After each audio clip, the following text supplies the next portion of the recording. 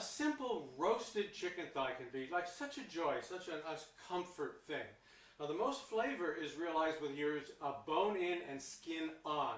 Now this is simple. You can do this with fresh or dried herbs, but the key is you want to be able to put the herbs underneath the skin, because the reason for that is you want to be able to sear this without any risk of burning. Burnt herbs taste terrible. So I've put here today, I'm just using dried herbs. I'm using dried herb de Provence. I've got some garlic slices, and I want to put those underneath also, because again, I don't want to burn the garlic.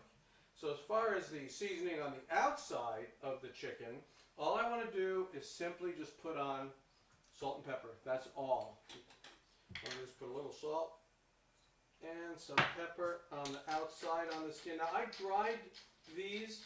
One of the things you can do, put this skin side up in the fridge and let it sit there for a while, and then also pat it dry. And I got a hot pan here on medium. I'll put a little oil down on that. And the first thing I'm going to do is I just want to put this skin side down on this medium hot pan. So this is going to take a little time to cook this. I'm going to crisp the skin up, sear the other side, and we'll come back. Alright, so now the skin is crisp. I seared the other side too. This took about, 3 minutes aside. It doesn't matter. The important thing is don't burn the skin, because you're going to finish it in the oven anyway. You can't cook it completely here anyhow. So just make sure you get the skin not burnt, nice and crisp. I'm going to go put this in a 375-degree oven until it's cooked. I'm going for about 160, 165 degrees interior temperature when I pull it out. It's best to have a meat thermometer. I mean, you can squeeze it, you can feel it, but the best thing, I use a thermopen.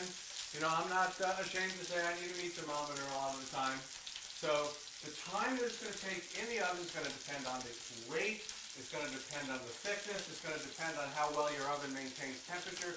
Figure about 15 minutes plus or minus, so we'll be back in a few. So these took about 12 minutes.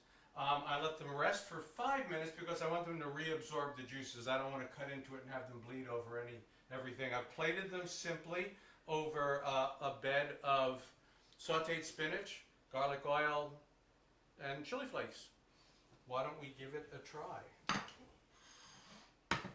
So the skin looks nice and crispy. Yes. Yeah, try to do that. Try to you put it in the oven with the skin side up. Once you've crisped it, a nice warm, like a 375 oven works really well. Thanks. Wow.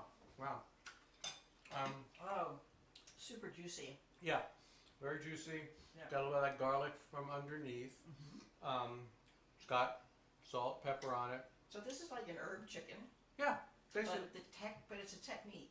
So you Right. could do anything with it. Yeah, it could be fresh herbs. I just happen to use, it's a little early in the season for fresh herbs here, so I use the dried herb de Provence, but you could stuff some rosemary and thyme and stuff fresh herbs under there. In fact, if you wanted, you could put a slice of lemon under there. Yeah, I put harissa under there. Sure. Like just... Yeah, that would work good too. Yeah. All right, so there you have it, a very simple herbed roasted chicken thigh, and we're going to have a little glass of wine, and we'll see you next time.